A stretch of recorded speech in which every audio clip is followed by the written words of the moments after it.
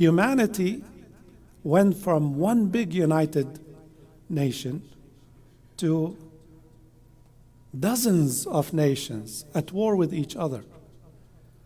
Right now we see these wars have been raging on for decades. And this is not accidental. This wasn't the case for 1,400 years. But it became the norm today in the last 100 years. And that has to stop and change. But we see Muslims, individual Muslims, championing nationalism.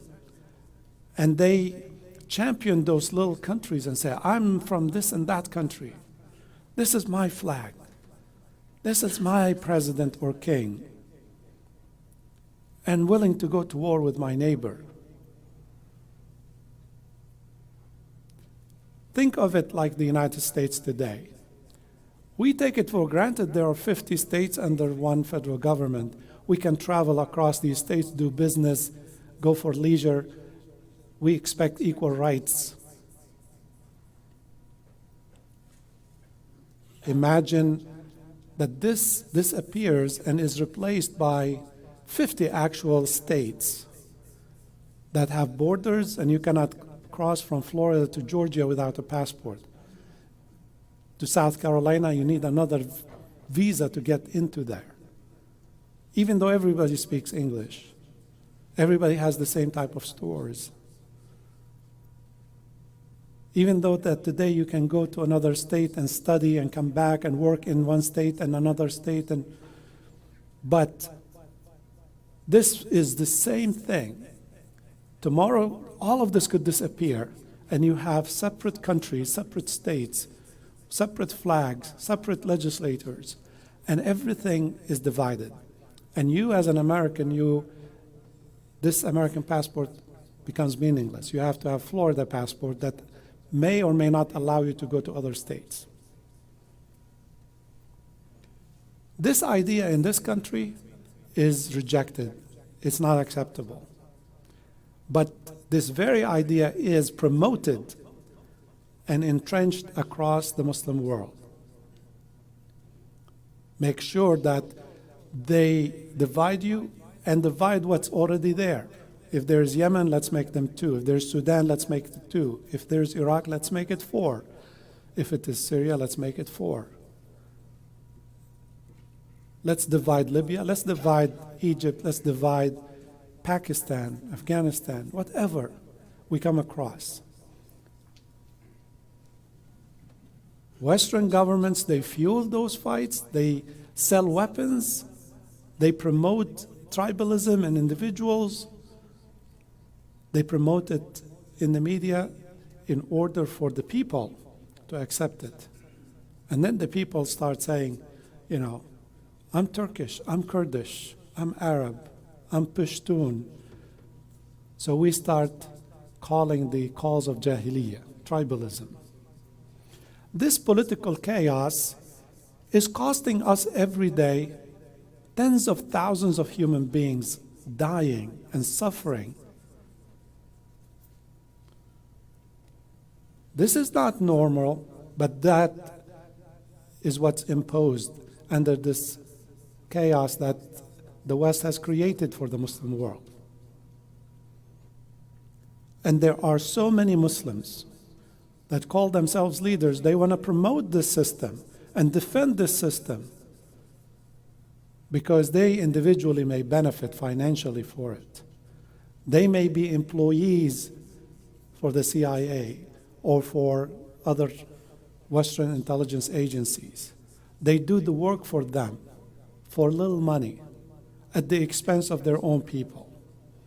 The United States gives about $1 billion to each country to control its president and its top military generals. And then the rest is under control. The military and the police is always used against the people. It's not to defend the country against an outside enemy, but to crush any revolution. We saw that 10 years ago in the Arab Spring, When people got tired of poverty, tired of division, and wanted democracy, that the West said, we want to export democracy to the world. They said, no, you don't deserve democracy either. We want you in dictatorship. And that is the second characteristic. The first one is division, the second one is dictatorship. Look across all the Muslim world and you will see only dictators. Sometimes they're called presidents, sometimes emirs, sometimes kings. It's the same thing. Sometimes general. They're the same system, but different colors, different flavors. Why is it that the West deserves to have an elected official held accountable, but in the Muslim world we have unaccountable leaders who live and stay in power for life? They are not elected. They come often at the barrel of the gun. And the West gladly supports them, gladly sells them weapons, gladly Western governments look the other way when it comes to human rights. They imprison tens of thousands of their people. And the West feel like, this is our guy. This is the person who will keep that country under our foot. Dictatorships are not the norm. In Islam, it's not acceptable. What is the most repeated story in the Quran? The story of Fir'aun. Why? Because he was a political dictator. He was Fir'aun. We call these dictators Fir'auns to understand that concept. And the Fara'in, plural of Fir'aun, the pharaohs of today are as bad as the Fir'aun of Musa. He killed the children, they killed the children and the women and the elderly too. He took some of their property, they destroyed the property and took all the property. He was willing to talk with Musa and hear him out and say, bring your evidence. They have no tolerance for the ulama today who represent the prophets. I don't want evidence. I'm right and you're wrong, and you go to jail, to prison, to die there.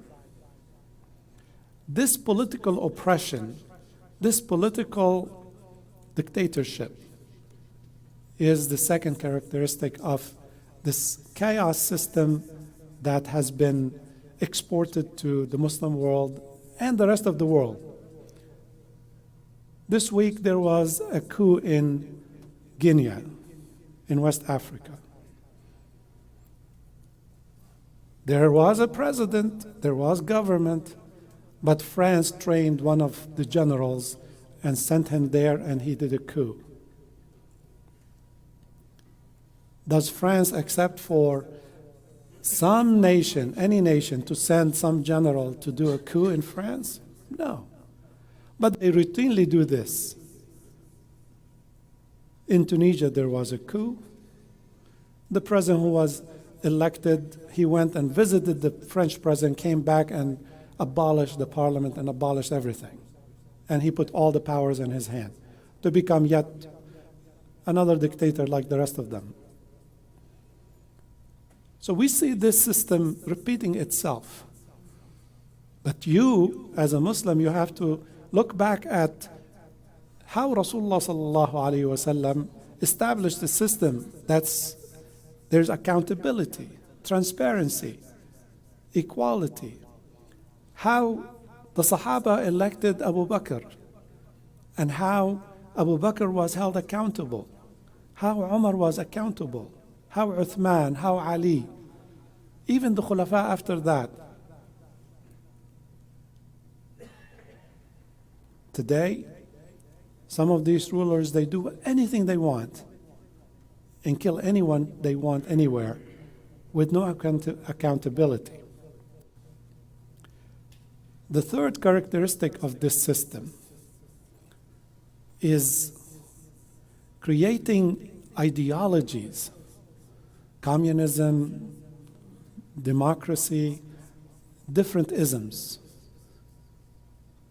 different nationalisms, so that your loyalty is not to Allah, your loyalty is not to Rasulullah, your loyalty is not to Islam or to our common humanity. Your loyalty is to that tribal leader, that king or that president or that emir. And if he says we go to war with our neighbors, we go to war. If he says I'm going to make you starve to death, we starve to death. And then they bring so-called scholars. This is how sophisticated it is. People who have long beard, who have long titles, that they are scholars of Islam, to come and justify this nonsense.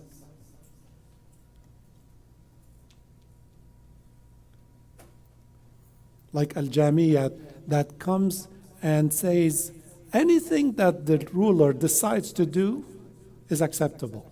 Even if the ruler openly kills you, takes your money, takes your family, takes your house, kills a third of the population so that he can rule, he is within his rights.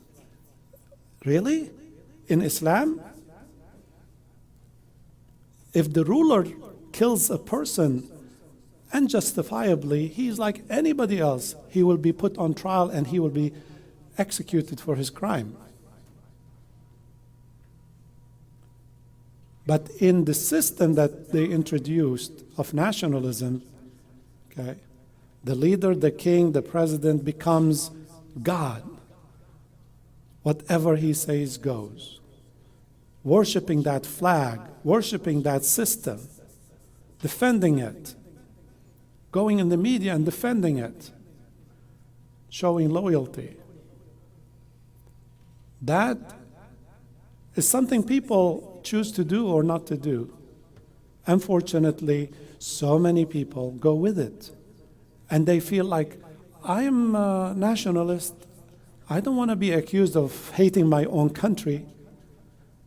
Yeah, but where is your justice? Where is your sense of who comes first? Allah? Rasulullah? Or this ruler, this dictator that's telling you to go against them? So you see a Muslim in one attacking another Muslim in another. Not on Islamic basis, but on nationalistic basis. So a scholar in this country goes on TV attacking a scholar in that country, simply because they are from a different country. This is the chaos that has been brought, that has to be undone. Because there's religious authority that Allah puts, and there's political authority that actually governs. And if these two are not in sync and they are not consistent, then people suffer.